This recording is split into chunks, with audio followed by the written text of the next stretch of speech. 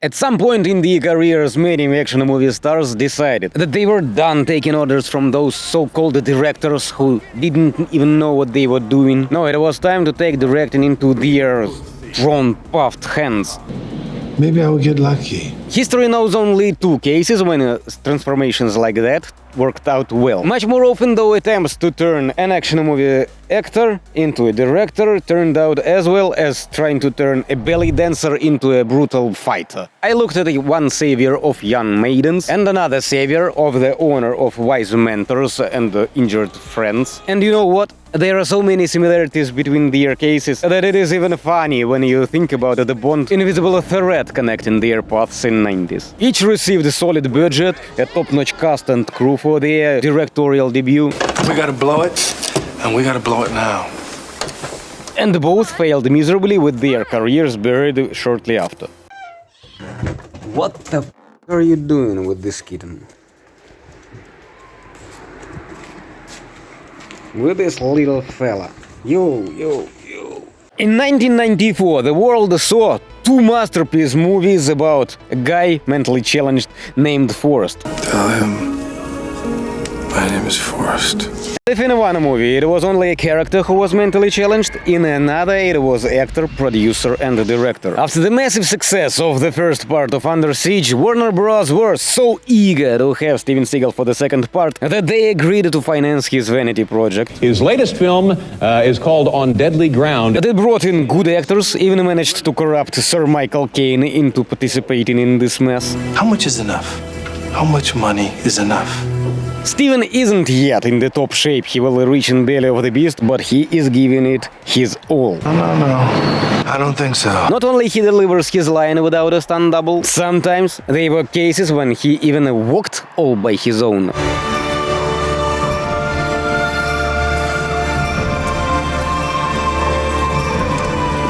The movie starts with an oil rig accident, and when everybody thought that they were about to lose the whole station, to save the day there arrives Forrest Gump. Forrest Taft. Schwarzkopf Taft. Oh, thank God. Hey, Forrest is here! That fire's as good as out! Only his expert skills can put out the fire and save the oil rig.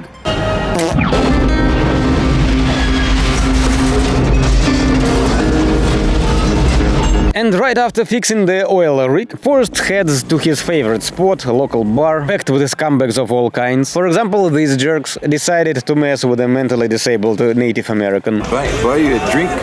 Listen to me, you yellow snow-eating piece of shit. I don't give a fuck. I'm sitting here getting lit. Everything's a joke and I don't give a shit. Came in, laid down, got up and I'm gone. Fuck it, who cares? I'm just moving on.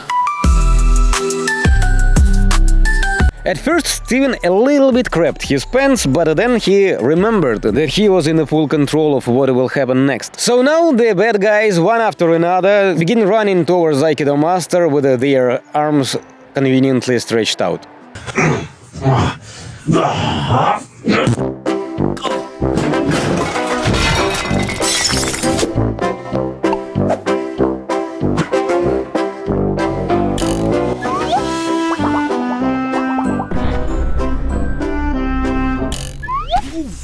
Beating up helpless extras wasn't enough for Seagal. He wanted to humiliate a helpless actor. So now we will have to watch how Steven Seagal spills his childhood fantasies on a poor Mike Starr for almost 5 minutes. Because you're a tough guy, you're a man. And you got big balls. You're a man, right? You're a man, right? Here we go, man! Put your hands up! Put your hands up! You're a man, remember? Big balls between your legs? Okay, here we go. That's kind of what was in my head usually after losing a fight in elementary or maximum middle school. But that was in my head. Steven dragged this mess out for everyone to see. And as even extras were discussed with this epic fail, Steven figured he needed quickly improvise something. He recalled a commercial his wife recently appeared in. The essence of man. And that is how this amazing dialogue was born. What does it take to change the essence of a man? I need time to change. I do too. Meanwhile, another villain in the movie, the oil company owner, turns out to be a complete jerk too. Get out of here! I don't give a shit! Now let me explain. He's like 10 years younger. Get out! Look at him yelling at the people, the real menace to society. Good and wise people, smart, never yell. No. They mumble almost in a whisper, right? All right, babe. Back to Seagal. He is still working hard, trying to pretend he knows how to use a keyboard. Not like he just tapping random buttons. Holy shit. Whoa, who said that? Steven, I thought you were alone. Yeah, I just, Okay, I got it. Stunt double. The moment the cameraman isn't looking, the Aikido master gets too lazy to even talk. Turns out Steven wasn't slapping the keyboard with his sausages for nothing. He hacked into the government and corporate systems all over the country. All over the world. And I'm going to expose them all. That is a problem. Change the access code. Exactly. And the next time, set a password that is a bit more complicated than numbers from 1 through 8. Even an 80-year-old grandpa can break into your secret bases. Turns out grandpa is pretending to know how to use a computer. In fact, all that time he was just staring at the Unicode on the monitor. Seems he needs some lessons, literally starting from the alphabet. There is no I in team. It is T-E-A-M. Team! And in case you didn't notice, this guy also yells. So yes, he's a villain too. So it is no shock when they start breaking Grandpa's fingers and stick metal constructs into his legs. Steven Seagal is much better than all of them. So out of envy, the oil company bad guys trigger this insane into a trap. Can you do this one last thing for me? Thought we were gonna have a little talk.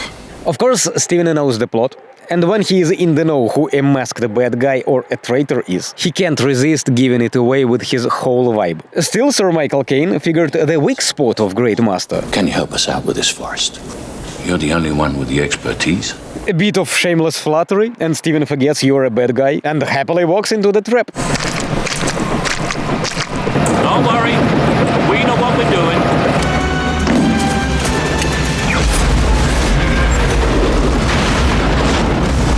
And yeah, this explosion looked pretty cool and stuff, but let's take a moment to appreciate the dedication of this little stuntman over there. And if you think it is a dummy, no.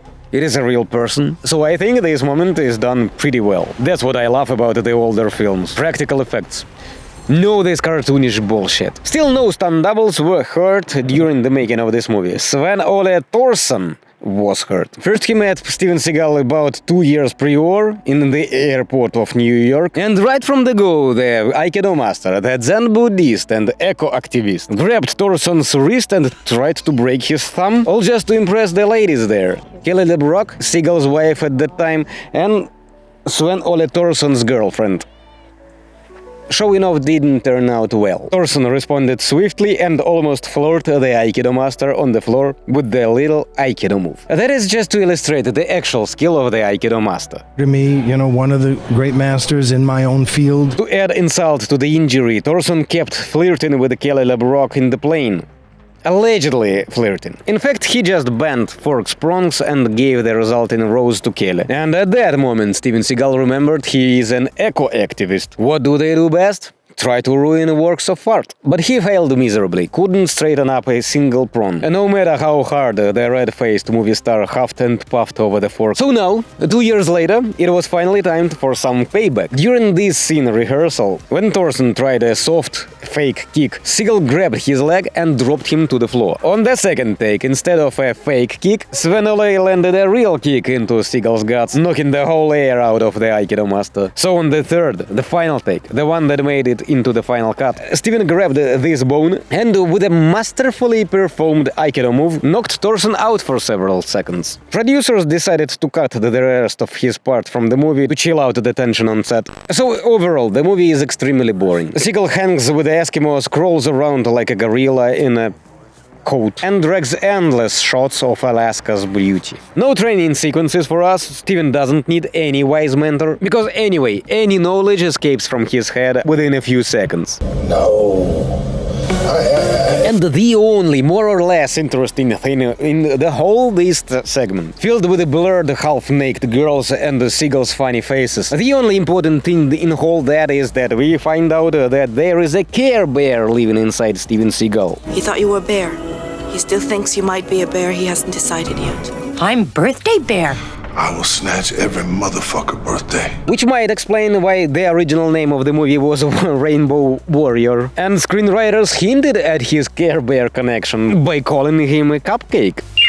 I brought some cupcakes. Hey, Cupcake. What the fuck you think you're looking at? Hey, Mike, check it out. Cupcake's date. Oh, come on, Cupcake. Cupcake? Cupcake's dream date. But Steven thought that the smartest move would be to kill off the Care Bear spirit.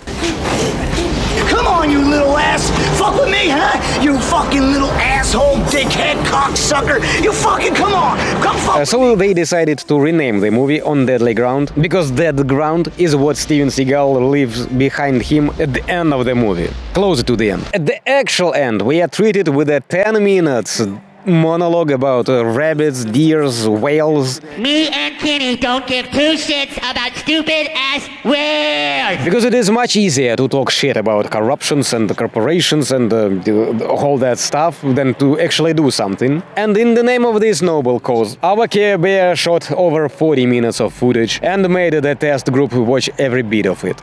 Big business is primarily responsible for destroying the water we drink, the air we breathe, and the food we eat. They have no care for the world they destroy, only for the money they make in the process. These people must be punished and eliminated immediately. I resign today as president of the bank. Fuck, these animals stink. Bring me a washcloth. Of course, the test group laughed their asses off, and producers decided to remove this bullshit from the movie. Entirely. It was supposed to be removed entirely. For some mistake, they left 10 minutes. In total, Steven Seagal spent 50 millions on Deadly Ground. Probably Sir Michael Caine took half of that. No, you're right about that. You were just wrong when you thought that I was a good man. Another half was blown into the thin air. Kind of impressively blown, though. Explosions is one of the strongest points of On Deadly Ground. So many explosions just couldn't fit into the runtime. Otherwise, there wouldn't be any room for the final speech, you know. You have to set priorities wisely. Oh, yes, you are. So some of them were removed, didn't made it into the final cut, but were reused in later films. Steven paraded their talk shows around dressed like a peacock, boasting about how great his movie turned out to be. Well, that's a beautiful coat. I'm guessing that's American Indian of some kind, is that right? Something like that, yeah. Where did you get that? I was thinking that maybe a tribe somewhere in this country knew you and liked you and had made you an honorary member of the tribe. That's true. That is true. See, that's a much better story. And, you can use that on your next talk show.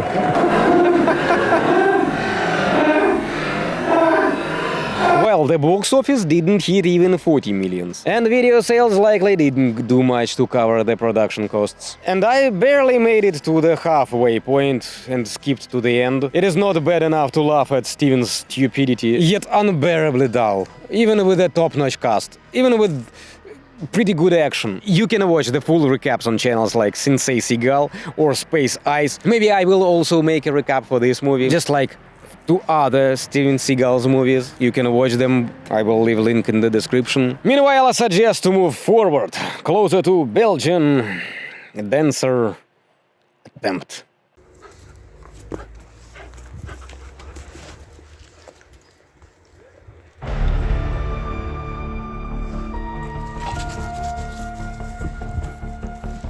At approximately at the very same time, Van Damme also decided that the time has come to stop feeding all of those amateurs and take the whole production of a movie into his strong split legs. I want to do it myself, not to prove, hey, I'm a great director. No, certainly not. JCVD wanted to make this film because who else could possibly do it as it was meant to be?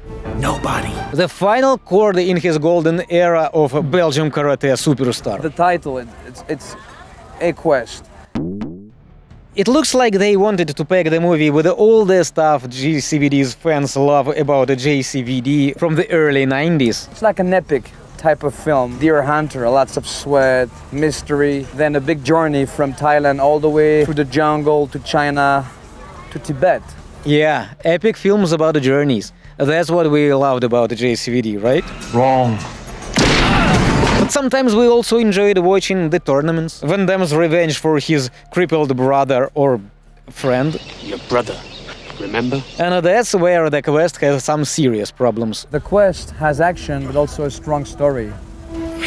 What the hell is this? You read, please. A relationship, father and son. I'm an orphan in the film. I lost my mother and my father I never knew. What do you mean? A relationship, father and son. I'm an orphan in the film. What do you mean? I mean, I don't think they missed the mark completely, though. All the elements for a Bloodsport-style movie are there. A journalist who wanted to sneak into a secret tournament to make a story. No, it's Newton. Newton. A crippled friend, although we don't know what happened to him, and they weren't really friends. They maybe ran into each other a couple of times, maybe didn't even speak the same language. There are training sequences, but mostly other people train while Van Damme is busy carrying the random shit from one place to another. Is there an old mentor? There are even two of them. One is focusing on dragging shit around training method. Be ready at all times. And the second one can barely fight himself. At one point, Frank Dukes, the last bastion of honesty in Hollywood after Steven Seagal, decided that all that greatness looked way too much like the Enter of Dragon. This is Enter the Dragon. Enter the New Dragon, an original story that Frank Dukes and Jean-Claude wrote back those days when they were friends. Before Frank Dukes wanted to sue JCVD's ass in court suit. Mr. Dukes had a piece of the back door on the movie. Yes or no? Piece. Yes or no? Back door, it's a different expression. No. You didn't say that to him. Yes, I said it, but can I explain myself? I'm just asking if you said it. You get a chance. Don't be frustrated. I'm not frustrated. So when Frank Dukes went to the court, tried to defend his authorship rights, they kicked him out and told him not to show up again. He just turned to me and says, Frankie, he says, I want you to write the story, and I want you to be there with me. Walked in like a boss, but left like a clown. Lost the case so hard, now he's paying the town. Van Damme's lawyer's chilling while he spoke on the street. Thought he had it locked, but he tripped on his feet. Tried to appeal, thought he flipped the whole script, but the judge just laughed, said, man, you're still whipped. Twice in the ring and twice not flat. Should've stayed home, what a fool, imagine that. Mr. Dukes, you have no knowledge when the editing occurred, whether it was before, during, or after. Frankie, what a fool, but the judge just laughs, and man, you're still whipped. I don't know how to answer that question, Mr. Singer. And then you lose because the suit that you're bringing is all nonsense. It's just all shit that you made up. The jury basically saw he was trying to extort $1.5 million from a movie star with deep pockets. Still to soften the blow for Dukes, they made sure his name showed up in credits. So in general, the movie looks like a monkey trying to fuck a football. And as for production, it quickly turned into just a fucking mess. With Van Damme accidentally beating up extras as he usually does.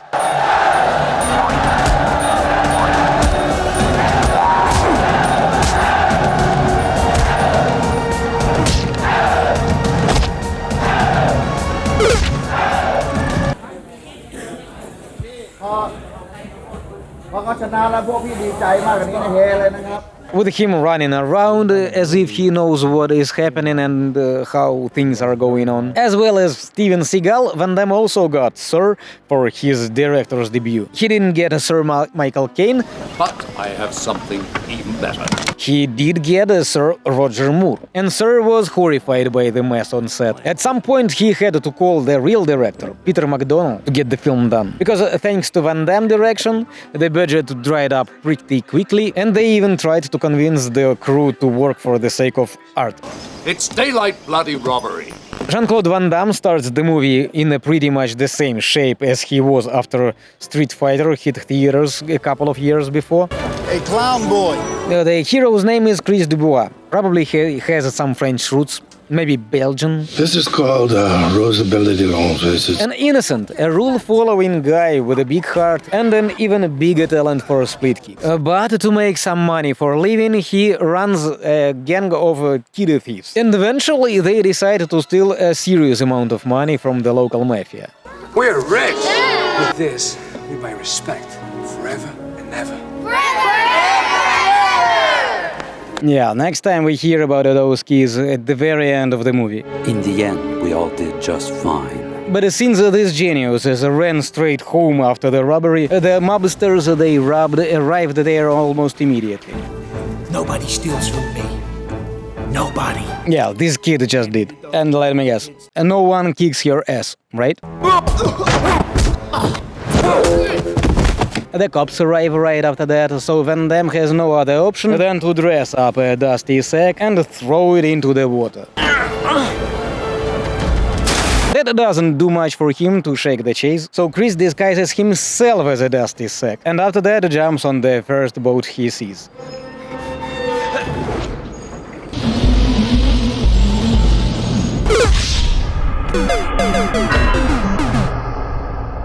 Then an even more thrilling series of events begins. You do remember how important the story was in Bloodsport? All of those moments when we were captivated by exciting adventures of two FBI agents. Well, the majority of the quest is filled with fillers like that. Going from New York all the way to Thailand, in an island. From Thailand to Bangkok, it's like the feeling of... It's like filling our time with empty shit, Jean-Claude. For an adventure movie, there aren't really adventures. People relocate from one place to another. That's it. And for a martial arts movie, it seriously lacks martial arts. So, Van Damme hops from one boat to another, this time under the command of Roger Moore. My name is Bond. James Bond. Mine's Dobbs. Lord Dobbs. And together with his new friends, Dubois moves to the south. Motai Island, Chris. Well, my good friend Mr. Cow will take care of it. You're damn cow! As soon as they land on the magnificent island, Van Damme promptly gets his ass kicked under the disapproving stares of bystanders. This method of training is called the Spartan method. That is how men of Sparta greet one another, and open-mouthed tongue kisses for the men. Aside from getting beaten up, the training involves also carrying random shit from one place to another, mopping floors, and occasionally watching other students train. That's pretty much enough for him to compete in the secret gangbang. Welcome to Gang. The problem is that you can't get into this wretched gang thing without a special invitation. Don't worry, the screenwriters have a convenient, cute Deus Ex Machina. I hold in my hand your ticket to that journey. Without it, your plans are worthless. They need an invitation, not tickets. So the master plan is to get stuck to a real participant with a legit invitation. I'm invited? Maxi Divine, ladies and gentlemen, the king of underground full-contact fights. I've been champion a long time. The best they could find in the United States of America. Unfortunately, Maxi is completely helpless if his opponent decides to use legs in the fight for some reason. Is this what you're after? And as the former heavyweight champion, I turn my title over to him. So now he'll mostly hang around and shout names at Van Damme. Chris! Chris, get yourself some rope! Chris! New York City! And this is how Max's training looks like. Get up! Get up! Cover up! Cover up! Welcome back, Captain Obvious. Right, now as they have both tickets and invitation, after 2/3 of the movie, we can finally get to the epic fights with the magnificent soundtrack, right? Not so fast. I see it. Nothing happens fast in this movie and in this tournament, except for fights themselves. They pass like a fly. Most of the time we watch people staring at each other in slow-mo, walk around in slow-mo, waving hands in slow-mo, and whatever the fuck he's doing.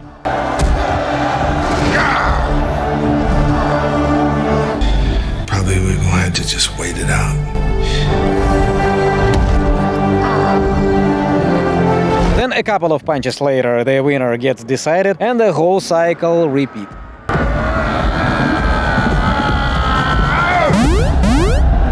Very fast round. On one podcast I heard that they were supposed to be an Italian fighter, but they made it look so exaggerated, let's put it this way. What the hell are you talking about? Who are you talking to? I mean, take a look at Spanish fighter and you will understand what I mean.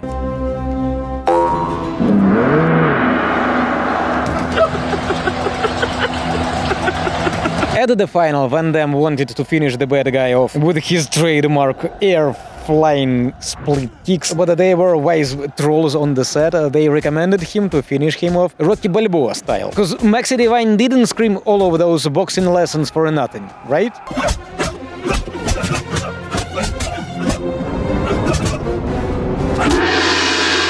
As expected, the Quest tanked in theaters, but like most of Van Damme's movies, especially of that era, did well enough in VHS sales. As for me, characters are as flat as Keira Knightley. That's not a nice thing to say to one of those people. The plot is a bunch of events barely connected to each other. Don't even start to talk about the music. The famous theme of Bloodsport here sounds like a MIDI file from a JRPG.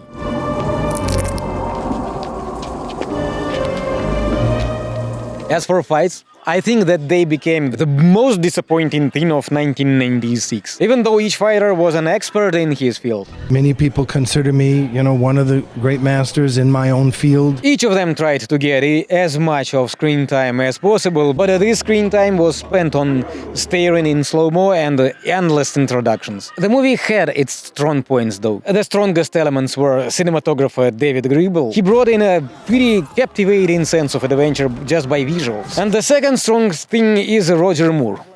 But that's pretty much it. Van Damme called the Quest a Ben-Gur of martial arts, setting quite high expectations, and when these expectations crashed against reviews and really weak box office numbers, JCVD's confidence took a major hit. Why the long face? I thought this was your quest, your dream. Next time he tried to sit in a director's chair only in 2010, but that is a completely another story.